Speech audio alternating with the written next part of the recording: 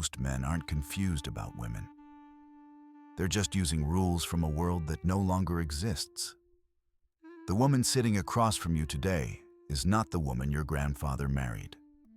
Not in expectations, not in behavior, not in accountability.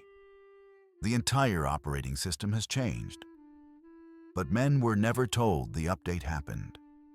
So they keep applying old standards to a new reality and then blame themselves when nothing works. If you felt frustrated, exhausted, or quietly disappointed in modern relationships, this isn't insecurity. It's pattern recognition. You're noticing the gap between what is demanded and what is offered. And that gap keeps growing. This conversation is uncomfortable. It won't flatter anyone. But it will tell the truth most men are pressured to ignore.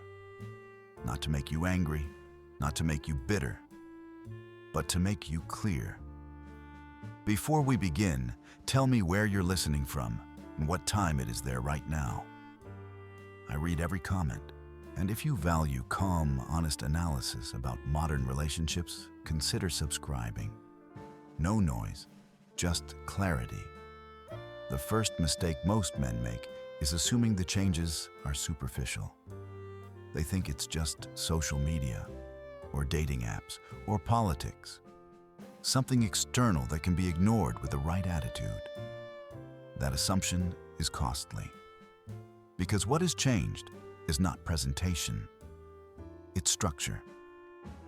The woman sitting across from me today does not process responsibility the way women did 2 generations ago. She does not internalize duty the same way. She does not measure adulthood by competence. And this is not an insult. It's an observation. I began noticing it years ago, not through ideology, but through repetition. Different cities, different backgrounds, same patterns. Conversations that sounded distinct on the surface, but shared the same underlying logic. Expectations were detailed and confident. Contributions were vague or optional. To test whether I was projecting, I started using a simple neutral benchmark. Nothing symbolic, nothing political, just adult functionality. I would ask a basic question. Can you prepare a simple meal from scratch without assistance? Not as a judgment, as a data point. No phone, no delivery app, no external instructions, just chicken, rice, and vegetables. The reaction was almost always the same. Hesitation, anxiety, deflection. That's not really my thing. I don't know how. Why would I need to? Then, without changing tone, I would ask a second question. What do you expect from a long-term partner? The contrast was immediate. 6 figures, height, emotional availability, leadership, stability, provision, protection, presence, consistency, growth, direction. The imbalance wasn't subtle. It was structural. What struck me was not that expectations existed. Expectations are normal. What struck me was the certainty with which they were stated, paired with the absence of any parallel obligation. As if one side of the equation had been removed entirely. This wasn't about cooking. It never was. Cooking was simply the most visible example of a deeper shift. The disappearance of basic adult competence paired with the inflation of entitlement. When I think about my grandmother, I don't romanticize her era. I don't want to return to it, but I can describe it accurately. She could manage a household. She could stretch a budget. She could raise children. She could regulate her emotions. She understood that adulthood meant contribution, not just presence. Today, many women cannot perform the most basic tasks independently, yet speak as if they are the prize by default. Not because of excellence, not because of effort, but because existence alone has been reframed as value. This reframing did not happen accidentally. Social media did not simply boost confidence, it rewired perception. Every woman is told she is a queen, that she deserves devotion, that standards are self-love, that contribution is optional if expectations are high enough. They are taught to view relationships not as cooperative systems, but as extraction opportunities. They are not told this explicitly. That would cause resistance. They are told through repetition, through content, through narratives where women are inherently valuable and men must prove worth endlessly, through stories where contribution is framed as oppression and accountability as control. The result is predictable. Many women genuinely believe their presence alone is sufficient contribution, that being there is enough, that asking anything of them is regression, that expectations placed on them are violations, while expectations placed on men are simply knowing their worth. This belief system creates friction everywhere it touches. I counseled a man not long ago who articulated this perfectly without realizing it. He wasn't angry. He wasn't bitter. He was confused. He said, "I feel like I'm expected to be exceptional just to qualify, while she's expected to exist." That sentence stayed with me, because it wasn't resentment speaking, it was clarity. The decline in traditional traits has been mischaracterized deliberately. Men who notice it are accused of wanting women trapped in kitchens. That's a straw man. No serious man is asking for submission. They're asking for adulthood. They're asking for a partner who can function without supervision, who can contribute without resentment, who understands that a relationship is built, not received. What's disappeared is not femininity, it's responsibility. And responsibility is the foundation of any stable system. The software analogy matters here, because behavior follows operating systems, not intentions. You can want a relationship to work. You can feel deeply. But if your internal rules say I am owed not accountable, the outcome is fixed. Most men are still running compatibility mode from 1955. They assume sacrifice will be appreciated, that provision will be respected, that leadership will be welcomed, that effort will be reciprocated. But the environment those assumptions were designed for no longer exists. Instead, effort is expected. Provision is baseline. Leadership is optional until needed, then demanded. And reciprocity is reframed as transactional or unromantic. This is why so many men feel like something is wrong but can't articulate it. They sense the imbalance, but are told the imbalance is imaginary. They're told they're insecure, or threatened, or outdated. They aren't. They're awake. And awareness is always the first uncomfortable stage before adaptation. What makes this dynamic dangerous is not the frustration itself. It's the confusion it creates. Men start questioning their own standards. They lower expectations to keep peace. They tolerate dysfunction to avoid conflict. They accept crumbs because they're told wanting bread is entitlement. Over time, this erodes self-respect, and relationships built without mutual respect do not stabilize. They decay. The imbalance we're discussing is observable everywhere once you stop looking away. In dating profiles, in household dynamics, in emotional labor distribution, in financial expectations, in the way appreciation has been replaced by assumption. The woman of today has been told she deserves everything without being trained to sustain anything. And men have been told to adjust endlessly without being allowed to ask whether the adjustment is reasonable. Understanding this shift is not about blame. It's about orientation. You cannot navigate a changed landscape with an outdated map. The frustration you feel is not personal failure. It's systemic mismatch. Once you see that the confusion stops, the guilt fades, And clarity begins. Once you understand that the structure has shifted, the next pattern becomes impossible to ignore. Expectation inflation. It shows up everywhere, but nowhere more clearly than in how modern women describe what they want versus what they offer. The contrast is no longer subtle. It's extreme, and it's treated as normal. I've seen this play out in hundreds of conversations. The language is confident, polished, certain. There's no hesitation when expectations are listed. Income thresholds are precise. Height requirements are stated as facts, not preferences. Emotional availability is demanded alongside strength and leadership. Provision is assumed. Protection is implied. Stability is mandatory. Then comes the pause. When the question turns the other direction, what do you bring into a long-term relationship? The answers soften. They become abstract.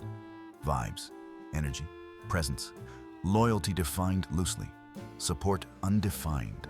There is rarely anything measurable, rarely anything operational. What's striking is not the imbalance itself. It's the certainty that the imbalance is justified. This didn't emerge organically. It was taught. Social media didn't just raise standards. It detached standards from self-assessment.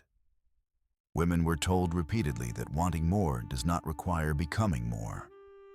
That desire alone is evidence of worth. That standards are self-care.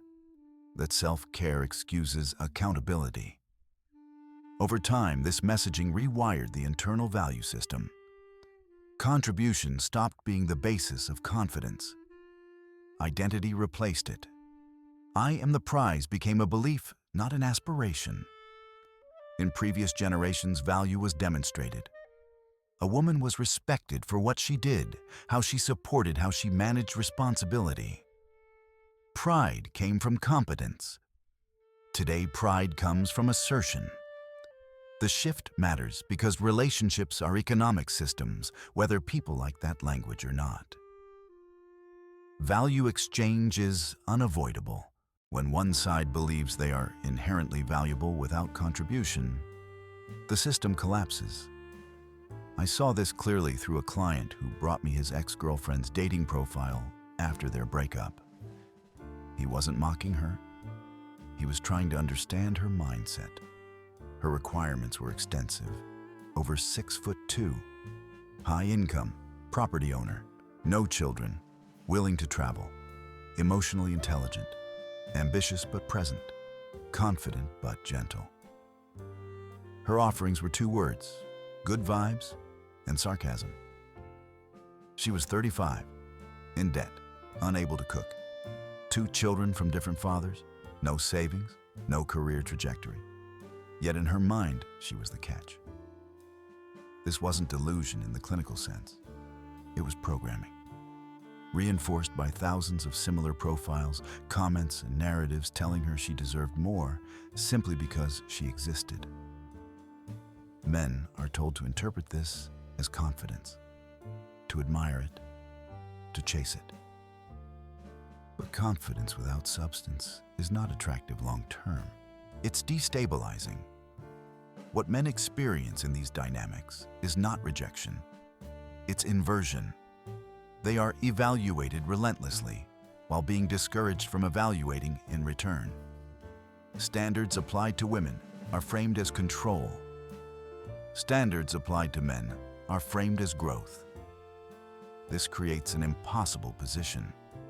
Raise your standards and you're accused of being unrealistic or threatened. Lower them and you're punished with dependency and resentment. Stay neutral and you drift into relationships where effort is one-sided and appreciation is absent. Many men respond by adjusting. Downward believing compromise will create harmony. It doesn't. It creates asymmetry. I've watched this pattern repeat. A man accepts minimal contribution early to avoid conflict. He pays, he plans, he provides. He absorbs emotional volatility. He tells himself, This is what modern relationships require. Years later, he's exhausted. And the woman isn't grateful.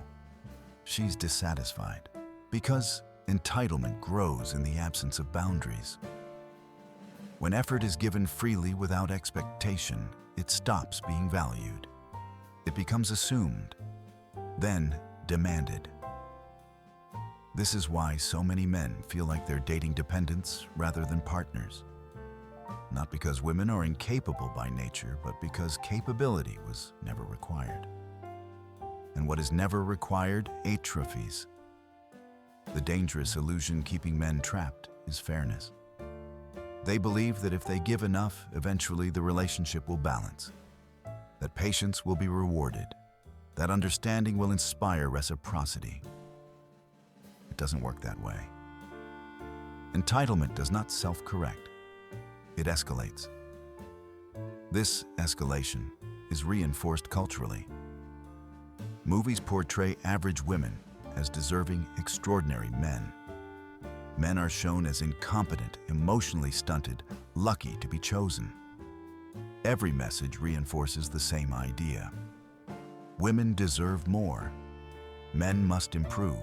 Rarely is the question asked, improve toward what, and why is the improvement unidirectional? The result is a generation of men questioning their sanity. They're told the imbalance they experience doesn't exist, that noticing it is bitterness, that articulating it is insecurity. But patterns do not lie. The quality decline is measurable when you compare skill sets across generations. Cooking, cleaning, budgeting, emotional regulation, loyalty, supportiveness, reliability. Then compare expectations. The inverse relationship is stark. As competence decreases, demands increase. This is not empowerment, it's inflation. In economics, inflation devalues currency. In relationships, it devalues commitment. When everyone believes they are exceptional without evidence, exceptionality becomes meaningless. Men are left negotiating in a market where prices rise while products degrade. And they're told to be grateful for the opportunity. This is where many men face a harsh decision. Adjust standards and accept dysfunction, or maintain standards and risk solitude. Neither option is comfortable, but pretending the market hasn't changed is the most damaging choice of all, because it leads men to blame themselves for structural failures, to internalize guilt for imbalance, to apologize for expecting adulthood. Understanding expectation. Inflation doesn't make you angry. It makes you strategic. It forces you to ask different questions. Not, how do I please her, but is this exchange sustainable?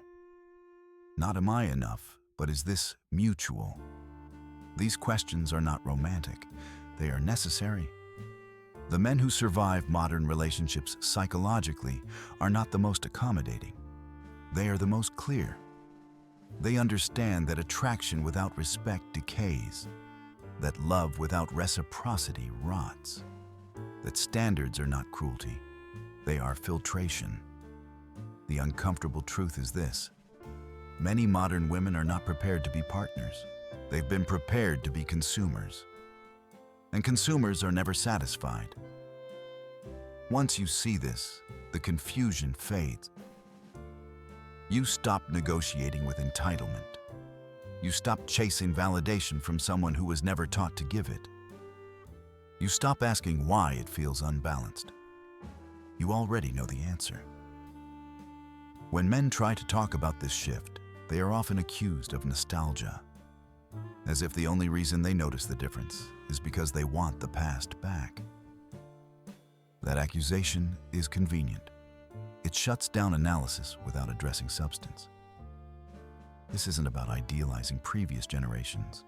It's about comparing functional realities. My grandmother's life was not easy.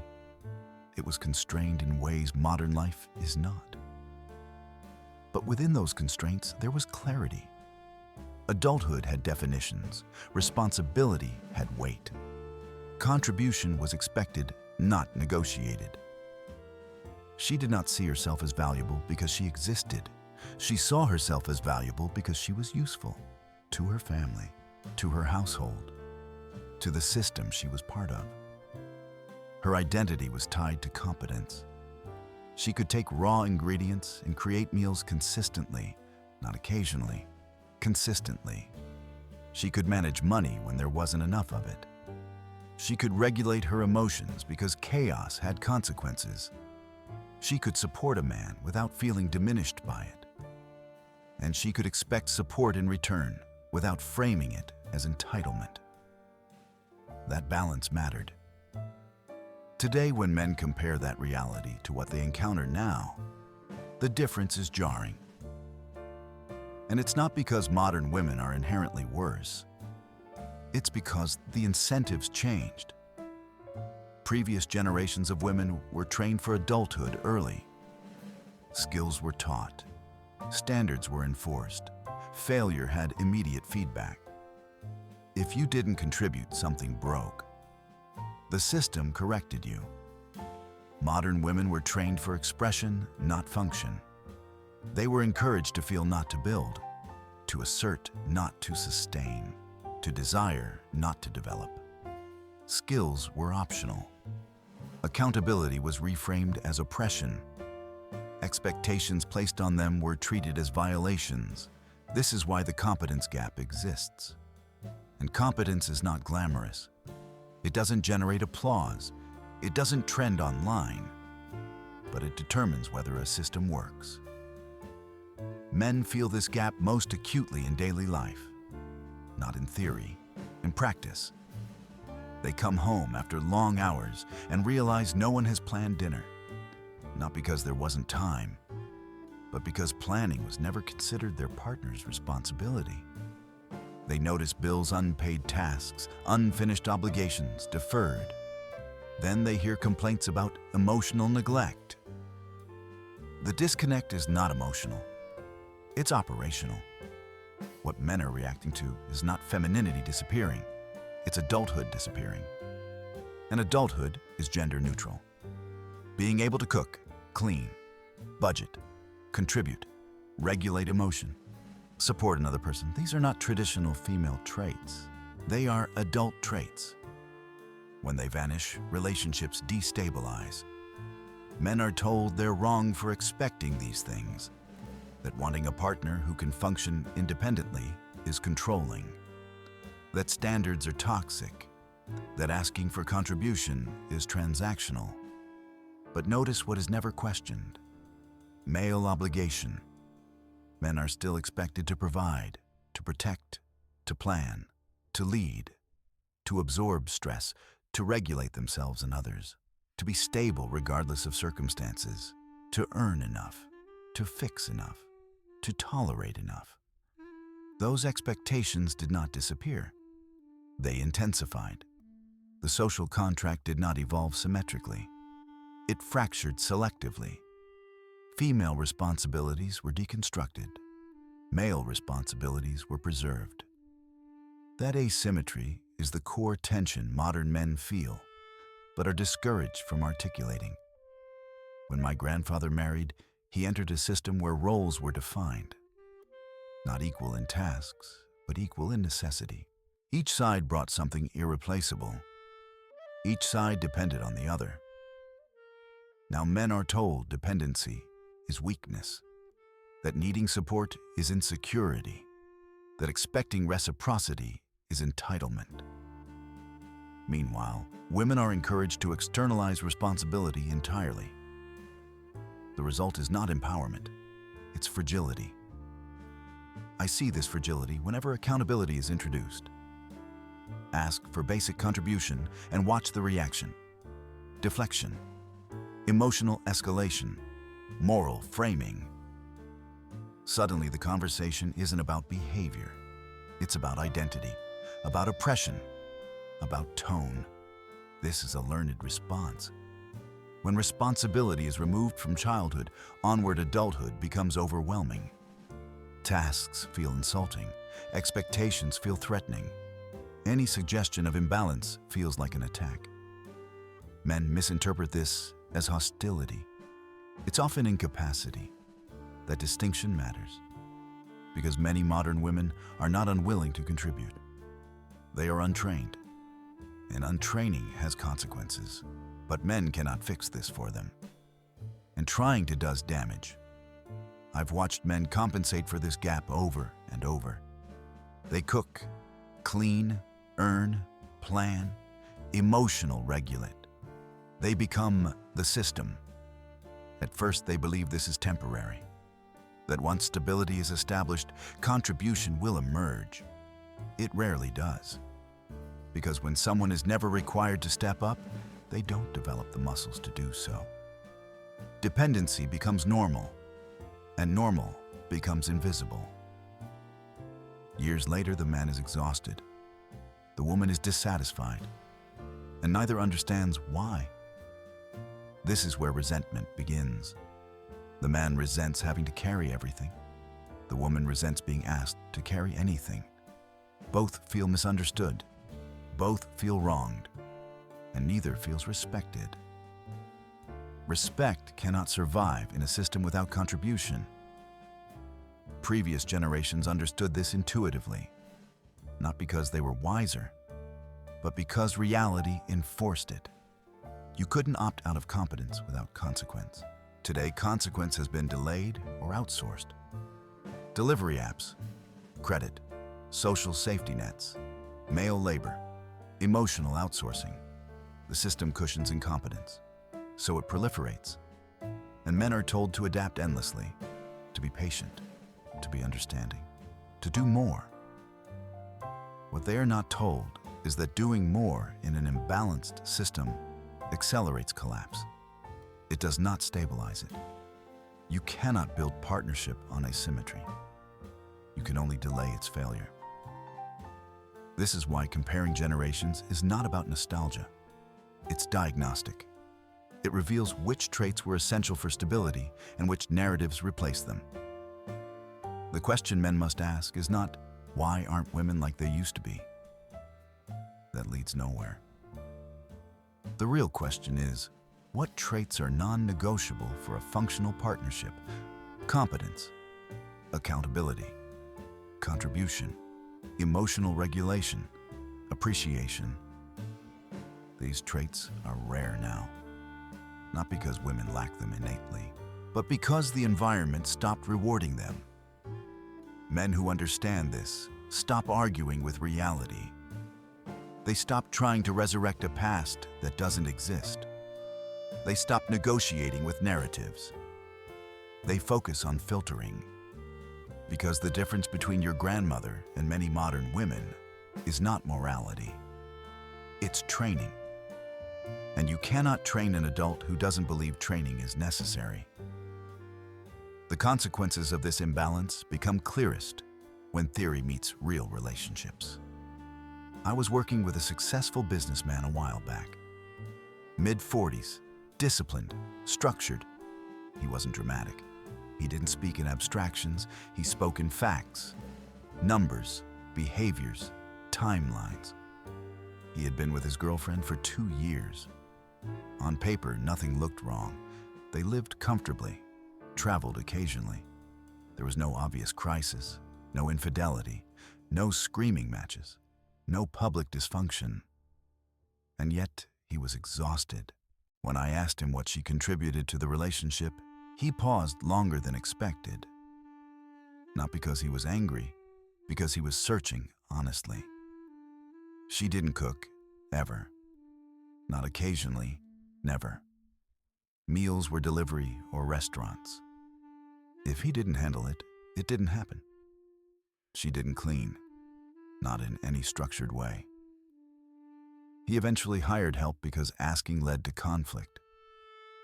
He learned it was easier to pay than to argue. She didn't contribute financially. Her income was minimal and treated as her own. His income was our lifestyle. She showed no interest in children, no nurturing instinct, no long-term planning, no curiosity about building anything together. What she did have was a detailed list of what he wasn't providing emotionally. He wasn't present enough, not expressive enough, not validating enough, not attentive enough, not romantic enough, not sensitive enough. When he gently pointed out the imbalance, the response was immediate and defensive. She called him toxic. She said he was stuck in the past. She accused him of trying to control her. In her mind, the conversation itself was proof of his failure, not the content, the fact that he expected contribution at all. This is not an isolated story. I hear variations of it constantly. The defining feature is not laziness. It's entitlement paired with moral framing. Any request for contribution is reframed as oppression. Any expectation is reframed as insecurity. Any boundary is reframed as control. This creates a dynamic where accountability becomes impossible. The man learns quickly that raising concerns leads to punishment. Withdrawal, emotional escalation, accusations, coldness, conflict. So he adapts. He stops asking. He does more himself. He absorbs more stress. He lowers expectations. He tells himself this is modern love. That compromise means carrying weight quietly. But here's what actually happens. The more he does, the less she respects him, not consciously, structurally. Because respect does not grow from accommodation. It grows from boundaries. When someone gives endlessly without requirement, their effort loses meaning. It becomes background noise. This is where many men get trapped. They believe patience will be rewarded, that understanding will inspire growth, that if they model contribution, it will be mirrored. It won't, because mirroring requires internal standards, and those standards were never installed. I've seen men build entire lives around compensating for this absence. They become hyper-competent, hyper-reliable, hyper-tolerant. They pride themselves on stability, and their partners resent them for it. Why? Because stability feels boring to someone conditioned to equate intensity with connection. Chaos becomes stimulation. Drama becomes proof of meaning. Calm feels empty. So peace is disrupted. Arguments are initiated. Emotional volatility is introduced, not maliciously, habitually. The man reacts by withdrawing. The woman reacts by escalating. The cycle repeats. Eventually, the man realizes something unsettling. He is not in a partnership. He is in a management role. He is managing logistics, emotions, finances, stability. And managers do not receive intimacy. They receive complaints. This realization is deeply destabilizing for men because it contradicts everything they were taught. They were told that providing more would create security, that security would create trust, that trust would create intimacy. Instead, provision created dependency. Dependency created entitlement. Entitlement destroyed appreciation. The woman in this dynamic genuinely believes she is contributing. Her emotional expression feels like effort. Her presence feels like value. Her dissatisfaction feels justified. She does not see the asymmetry because her framework does not include reciprocity.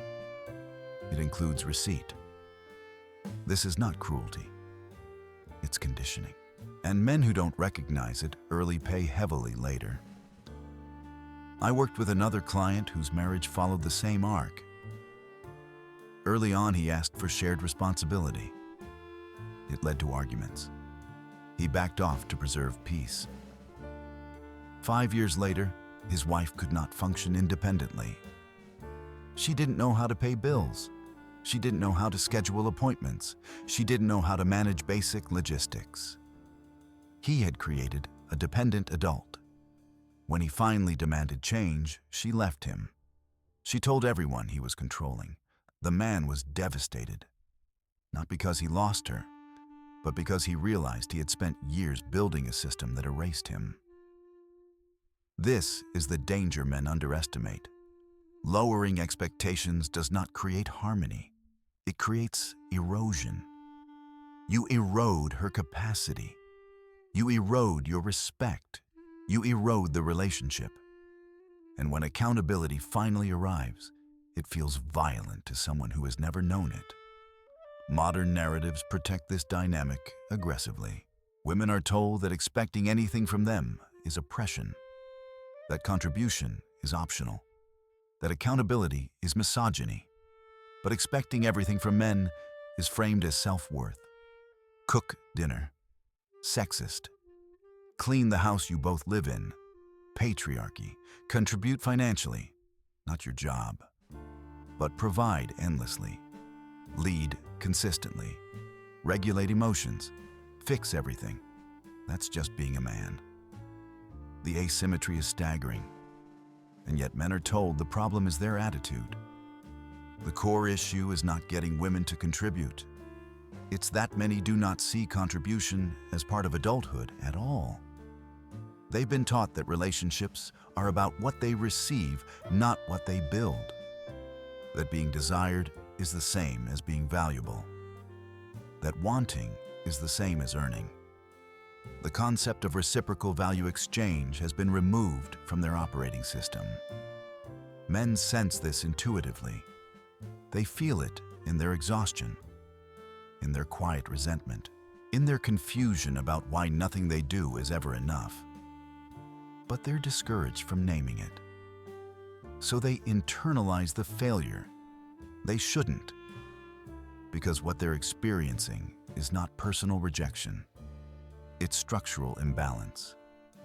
And systems built on imbalance always collapse. Entitlement becomes easiest to see when expectations are written down, not spoken emotionally, not implied indirectly, but listed, structured, presented as requirements. A client once showed me his ex-partner's dating profile after their breakup. He wasn't angry. He wasn't mocking her. He was trying to understand how someone he had shared years with could see the world so differently. Her list was precise. Over 6'2", makes at least $150,000 a year, owns property, no children, emotionally available, willing to travel, ambitious but present. Each requirement was framed as non-negotiable. There was no curiosity, no flexibility, no acknowledgement that trade-offs exist. Then came the section about what she offered. Good vibes, sarcasm, that was it. She was 35 years old, in debt, unable to cook, 2 children from 2 different men, no savings, no plan, no demonstrated capacity to build stability. Yet, in her internal narrative, she was the prize. This is not rare, it is common. And that's what makes it dangerous. When entitlement becomes normalized, it stops looking like entitlement. It looks like confidence. It looks like self-respect. It looks like knowing your worth. Men are told to admire this, to chase it, to rise to meet it. But what they experience instead is a market with impossible math. Raise your standards and you eliminate almost everyone. Lower your standards and you absorb dependency. Maintain standards and you're told to expect loneliness. This creates an impossible psychological position for men. If they hold the line, they are accused of being unrealistic. If they compromise, they are punished with dysfunction. If they disengage, they are told they are bitter. There is no socially approved response that protects both dignity and connection. So most men choose the least painful option in the short term. They adjust downward. They tell themselves things like, "No one is perfect. This is just how relationships are now. At least she's attractive. At least she's fun sometimes." They trade long-term stability for short-term peace. And peace in this context is just the absence of immediate conflict. But lowered expectations have consequences that don't show up right away. At first, it feels like maturity, like flexibility, like emotional intelligence. Later, it feels like exhaustion, because once you accept minimal contribution, it becomes the baseline. Once it's the baseline, anything above it feels extraordinary to you, and anything you ask for feels extraordinary to her. Men in this position begin to recalibrate their sense of normal. They become grateful for crumbs. A cooked meal once a month feels like effort. A kind word feels like generosity. Basic adult behavior feels like a gift. This is how dysfunction becomes normalized. I see men in long-term relationships who are genuinely excited by minimal effort. They light up when their partner does something they should have been doing all along.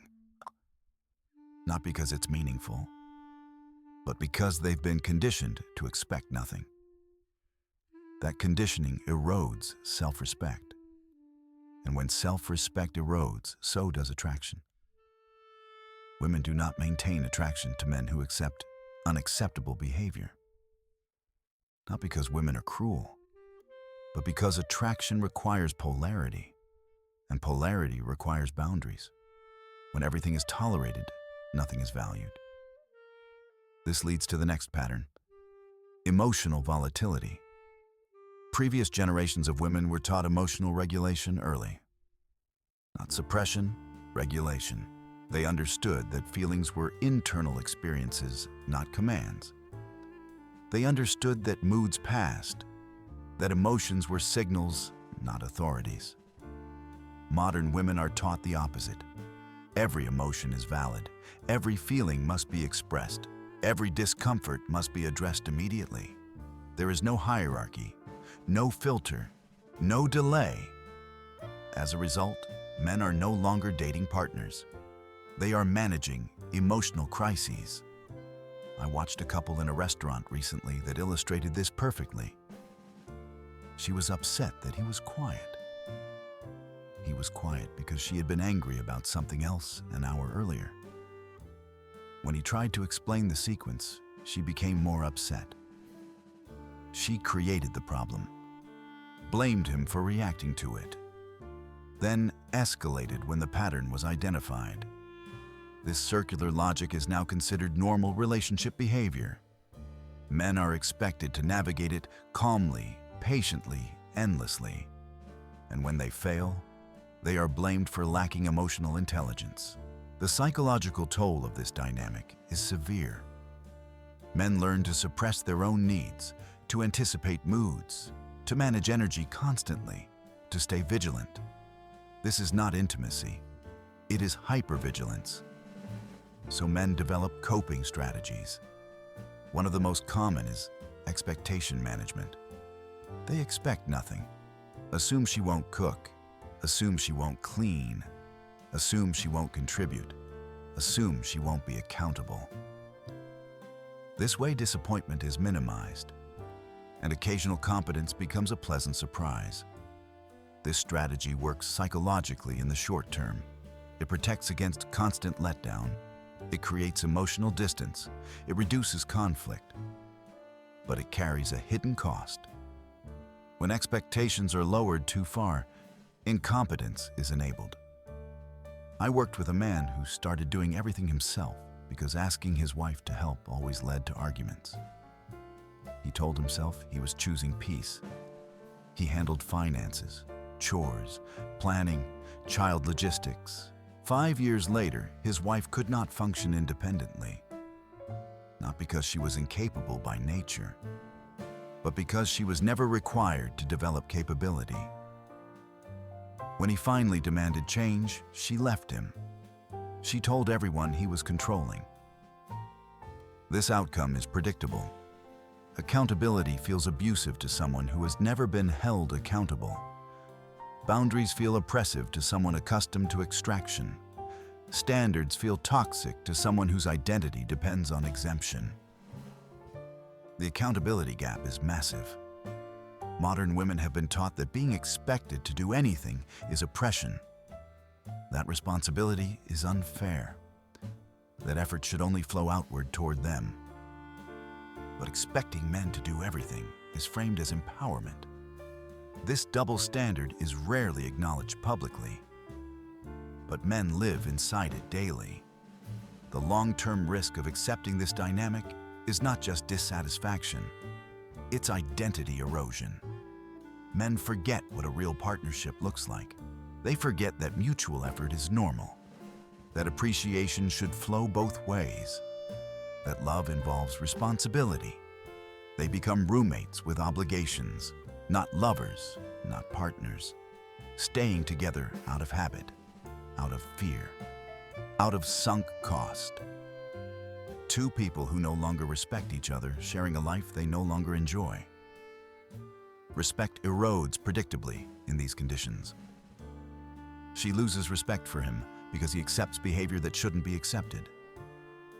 He loses respect for himself for tolerating it.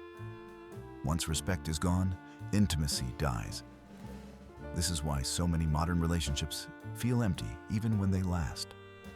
They are sustained by inertia, not connection. Maintaining respect and equality requires boundaries, clear ones, enforced ones.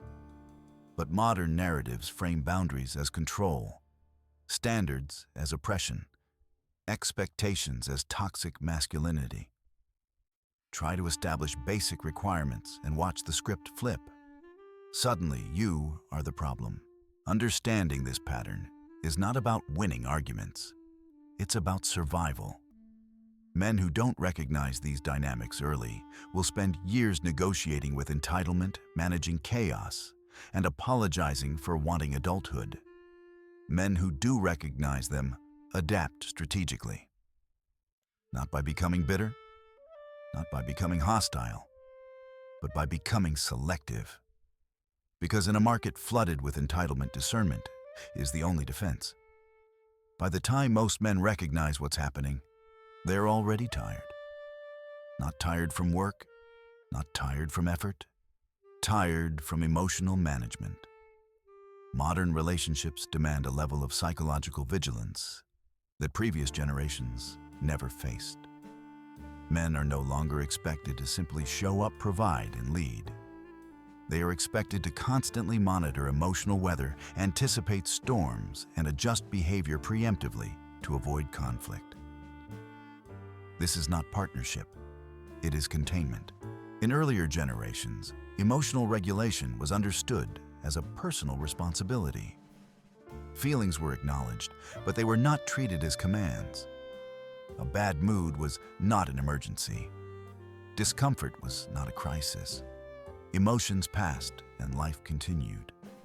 Today, emotional logic dominates. If something feels wrong, it is wrong. If something feels unfair, it is unfair. If something feels offensive, it is offensive. Facts are secondary. Context is irrelevant. Timing does not matter. Men are expected to respond immediately, delicately, and correctly, or pay the price. This creates a dynamic where stability is reinterpreted as indifference. Calm is labeled emotional unavailability. Silence becomes neglect, and any attempt to step back and think is framed as avoidance. I've watched men get punished for composure. A woman becomes upset. The man stays calm to avoid escalation. She accuses him of not caring. He explains himself. She escalates further. He withdraws to prevent damage. She accuses him of abandonment. There is no winning move. The emotional volatility becomes self-reinforcing. Every reaction is wrong unless it perfectly validates the feeling of the moment. And even then, validation often fuels escalation rather than resolution. This is why so many men feel like they are constantly walking on eggshells. They are, and it's not accidental. Modern culture has taught women that emotional expression is empowerment, but never taught emotional regulation as responsibility. As a result, relationships become arenas where feelings must be constantly accommodated but never examined. Men become emotional firefighters, always reacting, always extinguishing, never building. This environment forces adaptation. The most common adaptation is emotional withdrawal. not out of cruelty, out of exhaustion. Men stop engaging fully because engagement is punished. Every conversation risks becoming a trial. Every disagreement risks becoming a referendum on character. So they disengage quietly. They nod. They apologize. They comply. They reduce expectations. They tell themselves this is maturity. But withdrawal has consequences. The relationship loses depth. Connection thins. Attraction fades. Respect erodes. And the woman sensing distance escalates further. More emotion, more accusation, more pressure. The cycle tightens. This is where expectation management becomes survival strategy. Men learn to expect nothing. They expect she won't cook. They expect she won't clean. They expect she won't plan. They expect she won't regulate her emotions. This way, disappointment hurts less. When she does something functional, it feels like a bonus rather than a requirement. When she doesn't, it confirms expectation rather than shattering hope. Psychologically, this works. It reduces frustration. It creates emotional distance. It allows men to function without constant resentment. But it also changes the relationship fundamentally. When you expect nothing, you stop investing fully. You stop hoping. You stop building. You start managing. And management is not love. More dangerously, this strategy enables incompetence. When someone is never expected to step up, they never do. Skills don't develop. Responsibility doesn't grow. Dependency becomes default. I saw this clearly with a client who prided himself on being easygoing. He avoided conflict at all costs. If his wife didn't contribute, he handled it. If she forgot, he compensated. If she became upset, he apologized regardless of fault. He believed he was protecting the relationship. 5 years later, he realized he had trained her to be incapable. She didn't know how to manage bills. She didn't know how to solve problems independently. She didn't know how to function without him. When he finally expressed frustration, she accused him of changing, of becoming controlling, of no longer being supportive. From her perspective, he had violated the unspoken contract, "You do everything, I feel everything." This is the trap. Lower expectations feel peaceful in the moment, but they build resentment quietly, and resentment always surfaces eventually. Men who accept this dynamic often wake up years later feeling empty. They look at their lives and realize they've become caretakers rather than partners. Providers without appreciation. Leaders without authority. Pillars without support. They ask themselves how they ended up here. The answer is always the same. They tolerated what should have been challenged. Modern narratives discourage challenge aggressively. Men are told that any standard is oppression. Any boundary is control. Any expectation is toxic masculinity. But without standards, there is no structure. Without structure, there is no safety. Without safety, there is no intimacy. The irony is brutal. Men are told to be emotionally intelligent, but punished for emotional honesty. Told to be vulnerable, but attacked when vulnerability reveals dissatisfaction. Told to communicate, but accused of abuse when communication includes expectation. This contradiction breaks men down slowly. They begin to doubt their own perceptions, to question whether wanting basic competence is unreasonable, to feel guilty for desiring peace, order, and reciprocity. That guilt is learned. It keeps them compliant. But compliance does not create love. It creates quiet despair. The men who survive this environment emotionally are not the most accommodating. They are the most grounded. They learn that peace cannot be negotiated with chaos, that boundaries are not cruelty, that standards are not punishment. They understand something critical. You cannot regulate another adult's emotions for them. You cannot build partnership with someone who equates responsibility with oppression. You cannot maintain attraction by surrendering self-respect. Expectation management is a temporary shield, not a solution. Used carefully, it protects your psyche. Used excessively, it destroys your future. Men who recognize this stop expecting modern relationships to feel easy.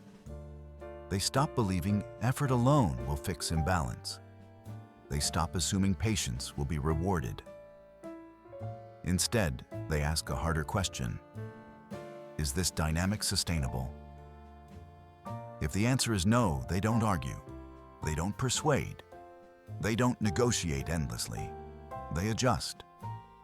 Because the cost of staying in emotional chaos is always higher than the cost of walking away. And this is where adaptation begins to replace endurance.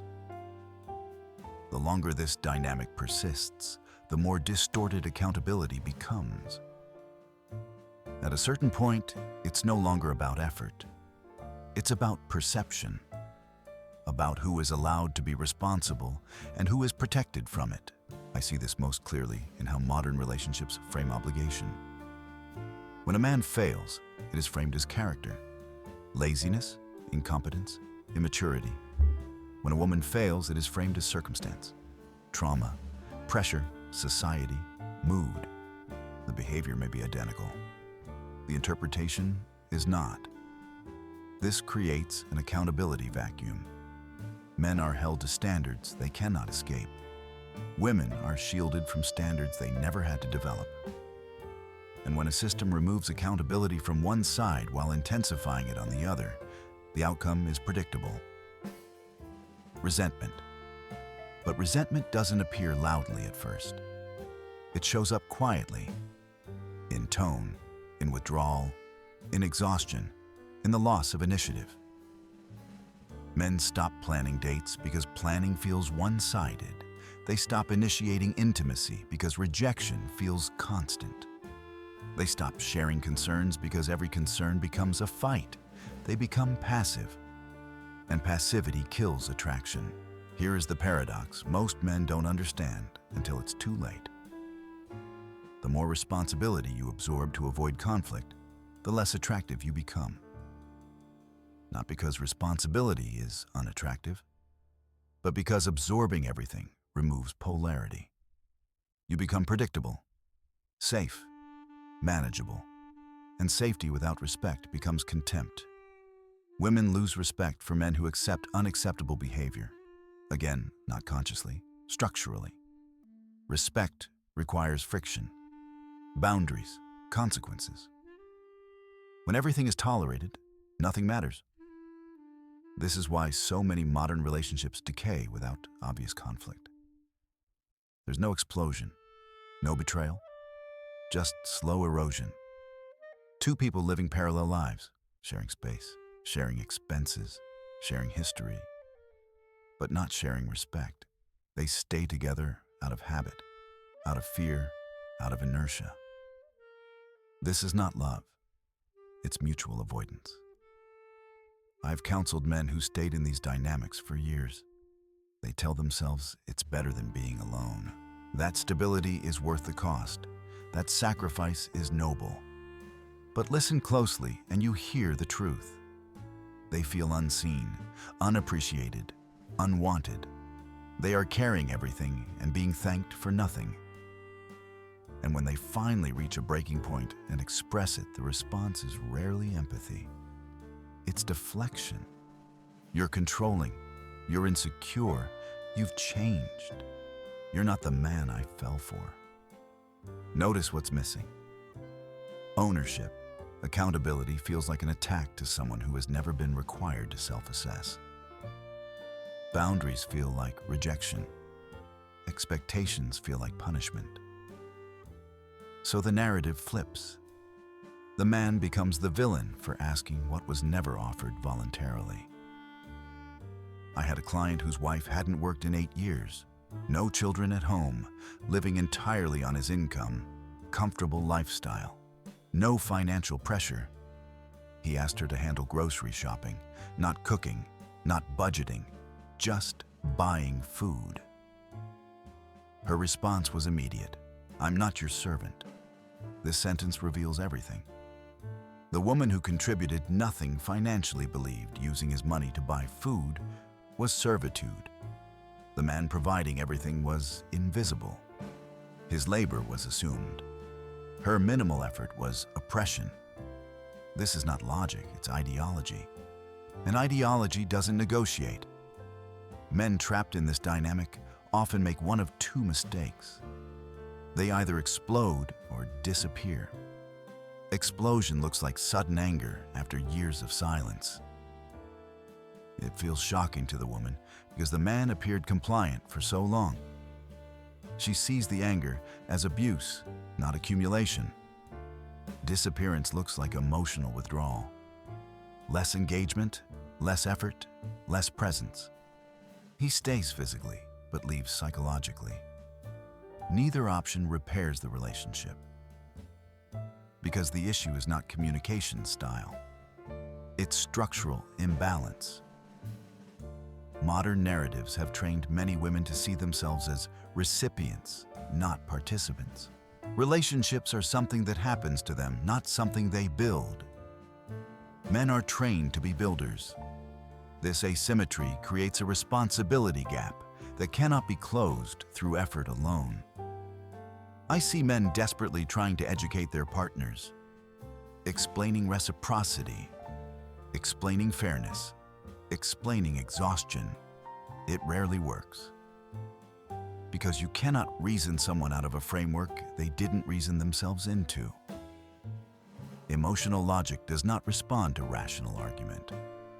It responds to boundaries and consequences. And here's the hardest truth for men to accept. You cannot negotiate accountability with someone who believes accountability is oppression. You can only enforce standards or accept dysfunction.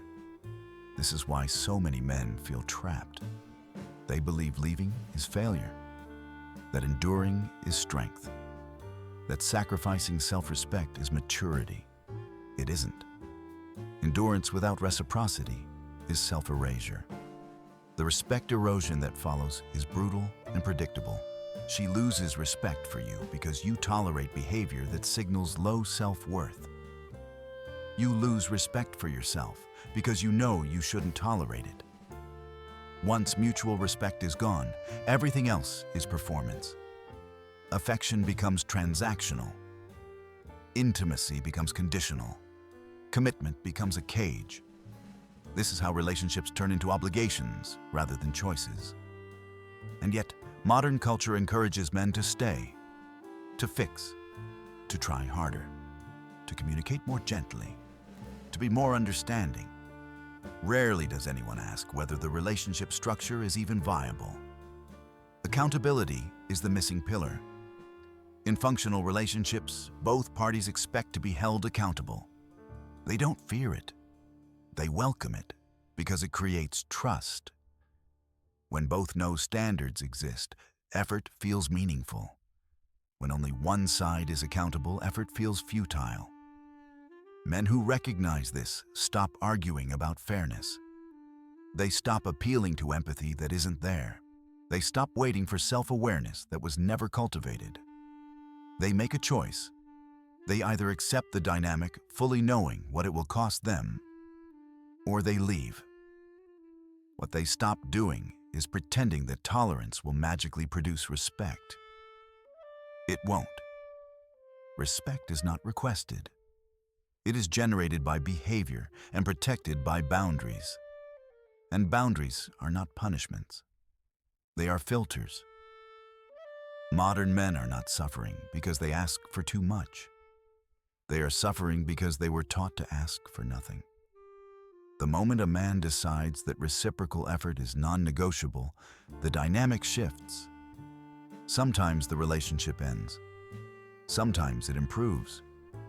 But what always improves is the man's self-respect. And without self-respect, no relationship is worth keeping. By the time a man reaches clarity, he no longer argues about fairness. He understands something most people avoid. Modern relationships are not failing because of misunderstandings. They are failing because the math doesn't work. Women want traditional outcomes with modern freedoms. Men are expected to deliver stability, provision, leadership, and protection while receiving flexibility, volatility, and minimal contribution in return. That equation is unsustainable, and pointing it out makes you the enemy. This is the modern paradox. Women want masculine results without masculine behavior on their side. They want provision without nurturing, leadership without support, protection without comfort, stability without responsibility. The moment a man articulates this mismatch, he is accused of hating women, fearing independence, or wanting control. But the issue is not independence, it's imbalance. I've watched men contort themselves trying to meet ever-shifting requirements. They are told to be traditional when it benefits her and modern when it benefits her. Provider when she wants security. Feminist when she wants freedom. Strong when she wants protection. Vulnerable when she wants emotional access. The requirements change hourly based on mood. This is exhausting. There is no stable role to occupy, no consistent expectation, no clear standard of success. The masculine and feminine balance that once stabilized relationships has been replaced by negotiation fatigue. Women want equality in effort, but privilege in outcome. They want fairness when it advantages them and flexibility when it doesn't, and men are told to accommodate all of it. The deeper problem is emotional logic. Modern women have been conditioned to operate on feeling-based truth. If it feels right, it is right. If it feels unfair, it is unfair. Facts become optional. Consistency becomes irrelevant. This makes rational discussion impossible. I've seen men propose fair, logical solutions only to be rejected because the solution didn't feel good. Split bills based on income percentage. Fair, equitable, rational. If one earns $30,000 and the other earns $100,000, proportional contribution makes sense. But watch what happens. That's not equal. It makes me feel dependent. I shouldn't have to. Logic doesn't matter when emotion rules the system. This emotional operating system is reinforced everywhere. Media tells women their feelings are truth, their desires are rights, their wants are needs. Men are told to adapt. The traditional traits that once made relationships functional did not disappear randomly. They were dismantled selectively. Cooking was reframed as oppression. Cleaning became servitude. Child-rearing became unpaid labor. Yet male provision remained mandatory. This selective elimination created a lopsided system where one side opted out of responsibility, while the other remained bound by it. Young men feel this acutely. They are told to respect women who do not respect themselves, support women who will not support them, commit to women who see commitment as possession, provide for women who see provision as the minimum. The cognitive dissonance is crushing. They feel like they're failing a test with no correct answers. The quality decline is undeniable when measured honestly. Compare skill sets across generations: cooking, cleaning, budgeting, emotional regulation, loyalty, supportiveness. Then compare expectations. Your grandmother wanted a good man who worked hard. Modern women want a superhuman who requires nothing. The inverse relationship between quality and demand is staggering. This didn't happen by accident. Every movie shows average women deserving extraordinary men. Every show portrays men as incompetent, childish, or dangerous. Every article tells women they deserve more while telling men to do better. The propaganda is so pervasive, it feels normal. Women genuinely believe they are oppressed while living better than almost every human in history. More freedom, more safety, more opportunity, more support. And yet they are angrier, more demanding, less satisfied. Because comparison is constant, and social media ensures they are always comparing upward, men are left with stark choices. Accept dysfunction, lower standards until they disappear, or remain alone. Most women under 40 have been deeply programmed by this environment. Finding exceptions requires ruthless filtering, firm boundaries, and a willingness to walk away early and often. The numbers are not in your favor. So men compromise. They accept she won't cook, but expect her to work. Accept she won't clean, but expect her to split bills. Accept she won't be supportive, but withhold emotional labor in return. Match effort, match energy, match investment. It's not ideal, but it's survivable. The respect test becomes critical. Does she add value or extract it, not just financially? Emotionally, practically, socially? Does your life improve with her presence? Or does it become more complicated? Most men, if honest, would admit their relationships are net negatives. They give more than they get. Always. The masculine burden has increased. The feminine contribution has decreased. Men are still expected to provide protect, lead, initiate, plan, fix, support. What is the reciprocal expectation? Don't be toxic, that's it. The entire female contribution has been reduced to not actively sabotaging the relationship. I counsel men whose wives contribute nothing. No income, no domestic support, no emotional stability, no accountability. Yet they still complain about inequality. They call themselves victims while living entirely off male labor. The mental gymnastics required to maintain this narrative are extreme. And yet, society supports it. The awareness gap between male experience and public acknowledgement is enormous. Every man knows modern women are not what previous generations were, but saying it out loud invites punishment. You're expected to pretend the emperor is clothed while freezing. The gaslighting is institutional. Biology hasn't changed. Men are still attracted to femininity, nurturing supportiveness. Women are still attracted to strength, provision, protection. But modern programming tells women to suppress their nature while maintaining their preferences. They want traditional men while refusing to be traditional women. The math does not work, which is why relationships don't work. I watched a client's marriage collapse after his wife gained significant weight, stopped cooking, stopped working, stopped being intimate.